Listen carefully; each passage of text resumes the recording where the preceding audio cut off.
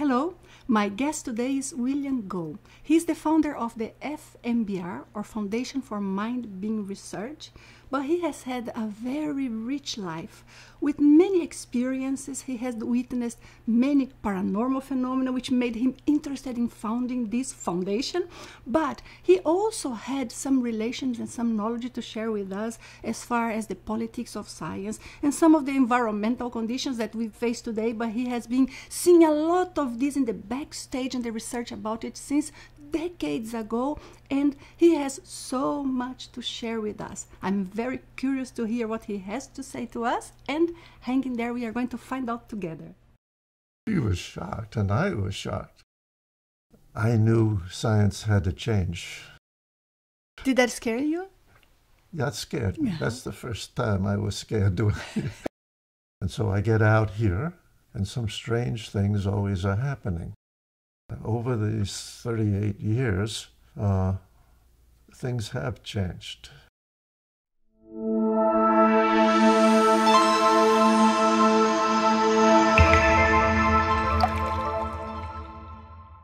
So, hi Bill, thank you so much for taking the time for being with us. And I know you have lots to share from the beginnings of your careers, from Princeton time, right? When you were at university, you had your master's in electrical engineering, is that correct, Bill? And you studied a lot about energy and power fusion. And there are some studies that you have done also in relation to these environmental crisis we are living. I know you have a lot to share with us about that, but then all of your career or experience brought you also to study about mind and how mind interact with physical objects. So starting from the beginning, can you tell us about the origin of your interest and maybe from the time there at Princeton? I'm not sure exactly what was going on. I mean, I'm just learning, getting married, doing things, starting to raise children, all the things that you do normally. I'm now 88, and we've been married 61 years. Wow. So it's been a wonderful life. I knew various scientists around the country because of the function I was doing, funding of research, managing of research, all of that. There was Elmer Green, Dr. Elmer Green at the Manager Foundation. And it was talking with him, and his interests were broad. We took a little course in these areas. I found I could see an aura. I didn't know it. I didn't believe it. You could at that time as well? After that. Okay. This is after college. I see. Then when I began to look at the questions and the limitations on science, I began to wonder what's going on. And then Marion gets pneumonia. Wow. I'm at the AEC. I get a call that Marion was very, very sick. I came in and I never saw her look that sick before. I was really concerned. We went down and went to our doctor. He says, she's got pneumonia in the right lung. That night, all these little things I've been reading, I tried to adjust my frequencies, but I'm really asking to heal with love. And it was love. So it was a really, and then Marion says, I can feel a burning sensation. I feel it. I can feel the energy. At that point, we both went to the doctor to get the x-ray. He gets the x-ray, and he's looking at the x-ray, and I can read x-rays, but he looks at the x-ray, and he says, I know she had pneumonia. And he was shocked, and I was shocked. And then was essentially, this stuff is real. I mean, this means something. So for you, it was a relief and a shock at the same time. It was a tremendous relief. Yes. I didn't have pneumonia. Yes. She sent her home. And the second thing was my belief system. I was doing two things. I mean, at the AEC, Atomic Energy Commission, and the Fusion Program, I was working with Dr. Ben Eastland, and we were developing applications of fusion. Most people think of a new energy source is electrical production. But this is a primary energy source, works with plasmas, which is very hot gases, and millions of degrees. And that's where we came up with the fusion torch and how to close the material cycle, meaning that everything could be recycled, so that that would address a major environmental problem. Which was pretty important and advanced in a way, and something that even today it's up to date very much. We put this material out, it got picked up, or rather we were asked to write for Scientific American, and we published an article about fusion, and then we included the applications, fusion torch. So that moved us into more environmental areas, because we were asked, this is the beginning of the environmental program, environmental approach and concerns of the society. And which year was that? That was in starting in the mid-'60s, and our writings that got published were more in this, I think it was 72 for the book, for the magazine, it was somewhere in there. Now, you had, after you had this experience of some sort of healing, you also have had other interesting experiences that I know of. But I think the next one you had was an out-of-body experience, am I correct? When we met a shaman, I became a shaman's apprentice. Okay. And one of the things we were doing, I thought probably the most interesting one, because it was an out-of-body experience, and I hadn't done it. Well, I had done it, but I hadn't done it not like this one. You hadn't done at will, but it had happened to you before? I'm trying to understand. I mean, I was doing, I would go out and try to go into the state and do a remote viewing. But this was a specific request from the shaman. We had a group, and she says, Bill, you lead a group to someplace. And since I was scheduled to go on a trip to Peru, so I said, okay, I'm going to lead the group down there because I don't know anything. Let's see what I can find out. Next thing, I'm in Peru. I'm asking a specific question. How did these lines get built? So I'm picking, moving back in time and picking a site. And this is very specific. So all of a sudden, I see them scraping the ground. I see these wood or rocks that were there being moved off. I see. As if you had a vision of how that was built. So the vision was very clear. Very clear, as if you were there. I was there. I see.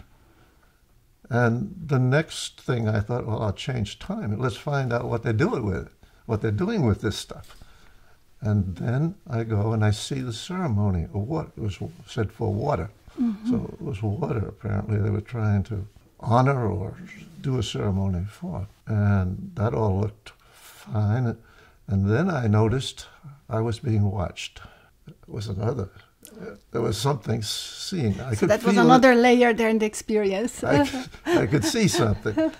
And at that point, I knew I didn't know enough. Did that scare you? Yeah, it scared me. That's the first time I was scared doing it. I said, whoops, I want to go home. I was home. That was it. So you kind of interrupted the experience by that surprise you had there. Yes. I didn't know whether I was intruding on somebody who didn't want me there, but was seeing me, and I was seeing them. I mean, not seeing, but I saw something. Connecting somehow. I was connected. I was being connected to something, an entity of some sort. So at that point, that was the most interesting experience I've had, because I was getting all the information I was asking for. I was seeing all the things. I'm not just an observer. I'm participating in this event in time, back in time. So that, says, okay, physics says there's no time. I'm traveling in time. I'm traveling there to a place where there's something that can interact with me, not just observing. So, Bill, I know that later you traveled to Peru physically, right? You went there. Yeah. So how did you witness then what you saw in your experience with then the physical experience of being there? Okay. We had a group going down to Peru. It was really looking at consciousness. There was a shaman with the group. And one of the places we went to was the Nazca lines. Now I had an idea what was there. We took a little plane that went over the whole site so I could see the site. I now knew what Nazca lines were. Yes. It's sort of like you see something and have a kind of like a dream, but when you get there and it's there what you saw before you even had read anything, seen anything, done anything, just got on. That shakes our paradigm in a way. That shakes up a paradigm a bit. So how was it? Because then you had a certain concept of some phenomena like dowsing and healing maybe, and meditation and interacting mind in the physical world, but then it brought you to a different degree of experience in a way, because you had that out-of-body experience, you saw something, you confirmed later, so that to you was more shocking. But how could you later continue with your everyday life? Was it normal, or you had to adapt to what you would say? You see what I mean? The challenge of us knowing a reality that is not known to everyone, or at least not accepted by everyone. So how did you cope with that? Well, because I was raised in science and with curiosity all the way from the beginning. So to me, science is a moving field. It is a moving field. That's not, I mean, we know that from otherwise it's not science, history right? books. Yeah. I knew science had to change. I had a much more confidence in the need to change. I had been looking at environmental areas, and I was saying, well, we can do things that I hadn't thought we had the possibility of doing. We can bring human beings into synchronization and get power to do them, and coherence of their minds. So it put me thinking more about the mind and the relationship to us. Yes, and how we needed to understand about that, I suppose. And how we need to understand it. And so I get out here, and some strange things always are happening. I mean, they really didn't fit. Like, a daughter wanted a Persian rug. She wants me to go with her. So that's how you met Virginia? That's how I met Virginia. And Virginia wanted to work with a scientist because she felt science was needed to understand what she's experiencing. And she says, we ought to set up a foundation. I said, that's what I want to do.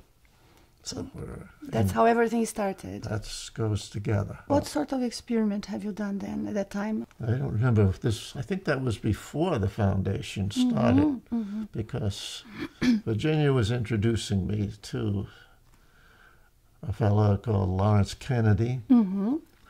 Lawrence Kennedy, Dr. Lawrence Kennedy was coming down and bending metal and things. Okay, that breaks my rules. You can't just look at some stainless steel and have it melt. But I brought our own spoons. I mean, I used to play as a magician as a kid, so I knew you could put something on it and you could make it bend. But I'm giving him his own spoons.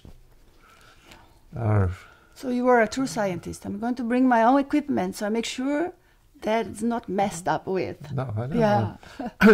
There was another thing that happened. He's showing pictures of his son, who was, 8 years old? Or 11? Somewhere's in there.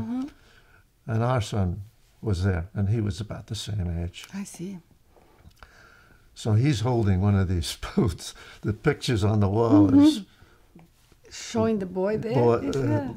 Lawrence showing his son bending the spoon. And the next thing I know, our son's spoon starts bending. Oh, I see. In front of me.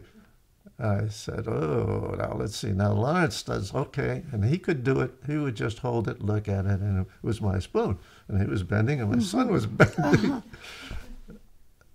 Obviously, that was shaking up my belief system. Yes, even more, right? More. Another shake. Another shake. I got another shake. And the funny thing was, we went out, and I was getting in the car, and this guy, Lawrence, goes running at me, and he says, you've got to take my course. I want to teach you this. So that's where we went next. And eventually, we had the foundation. We held spoon-bending parties. We could bend rods and other things. I mean, it wasn't just the spoons. All of this meant that the mind could affect the material world. Yes. I think you also did some experiments similar to those that were done in the past in the seances, when there were some physical effects under control, like some table levitation, things like this, right? Can you tell us a little bit about this? Well, Virginia says, I met this fella at the I guess it was San Jose State, but Ron White. Okay. So we go to Virginia's house, and she said, we're going to do some table levitation. I said, okay. So you said, okay, now we go another step. Let's see what this is all about. So I'm doing this in full light. I'm taking her table and setting it up myself. Our son, well, he was sitting around first, and then Virginia and I, and this table starts going up in the air. Did you expect that? Of course, you had witnessed so much, but did you thought this is possible, or you were like, nah? I go into neutral. I know now enough that I could affect whether it went up or not. So how did it go, the session? He says, you have to know that nobody's raising their knee or pushing this table up. So you should rotate. And even that didn't quite convince me. We did it, and it still was doing that. And he seemed to, well, in my mind, I went into neutral and I said, I don't want to interfere and have this thing crash, but I'm going to push down. If there's a force, I want to push against the force. I see. And I pushed down, and I was hitting a force because it was up in front of me. This is about a foot off the floor. I said, the implications of that is that there must be not only the positive gravity, but there must be a negative gravity someplace in this universe. Yes. I mean, I don't know how to prove that, except I think some of the literature today is using some of it. Considering this kind of possibility in the modeling of the whole cosmos. Yes, so now we start touching so many things that we need to understand more, but we need open-mindedness to understand. On the other hand, how do we separate, like, people who had actual experience and were examining them, like you were, always observing and checking the details to make sure everything was really spontaneously happening or there was no other forces there. So how can we identify those from maybe some people that will just see something physical happening and they just confuse it? So I think we need to separate it, but then we need to focus more on this. And I know you are trying to contribute to that in different ways.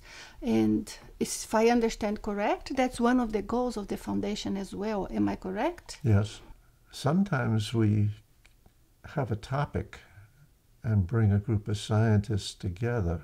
Back in the beginning, there was no place where scientists could go and talk about these areas because it was forbidden, more or less. It wasn't accepted. You couldn't even write a paper and get it published.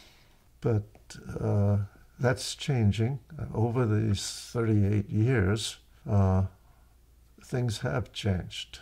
So if you see the development of the foundation per se, from the very beginning, the type of people that you would be able to bring to talk about this and how they would approach it, to now, do you see some difference? Because you said this is changing, as if the science per se and the world per se is getting more open to it. But in terms of the development of what people bring in to present in the FMBR, do you see that it's more or less the same throughout these 20, 30 years? Or it's been more of a shift that goes between closest to the physical, like parapsychology and remote viewing and things of this healing. But some of them are still there, but you're now extending more to the levels that go beyond in the mental to the higher level consciousness. Sometimes when we say we are studying something that is more like the interaction of mind or consciousness with the material world, or even if we are capable of influencing somebody, a person in any different ways, be that health-wise or in terms of their thoughts, there are some that feel maybe, but there are also some that would judge that as something completely irrational, not even worth addressing it. Yeah. So throughout all of these years, you have decades of experience with this. Have you faced any discrimination in a way because of you studying this area? Well, we're running a non-profit organization. Anybody's welcome to walk in. They can also walk out. I noticed that happening on spoon bending when it got too threatening, I guess. Mm-hmm. I noticed it on the researchers at Slack, too. Some of them would talk to me, but then they wouldn't write anything or say anything that would They do not want to leave a document. Or document anything. So I could talk to them about the research aspect and the equipment they're using to do a measurement here or something like that. But not about the conclusions that you would not about make. The conclusions. Not about the... How much do we still have that, in your opinion? I think it's there. It's there a lot, right? A lot. I know that we have such a variety and very broad extent of different types of description that people give of experiences they have had. Just for lack of a different word, let's call them extraordinary or non-ordinary experiences. But very few people dedicated look at them. They just dismiss. But if we put all of that together and still bring all the data and manage to find common points, do you think science would look at it? I think science is looking at it now more than ever. But do you think we can say that science as an institution, in a way, would look at it, or few individuals of science? So what is the percentage? I know that it's very, I'm not trying to get a precise number from you. I'm trying to get what's your feeling of how this is developing or what point we have reached at. So it's more what I'm trying to hear from you, from your experience, because you have had decades of experience in this.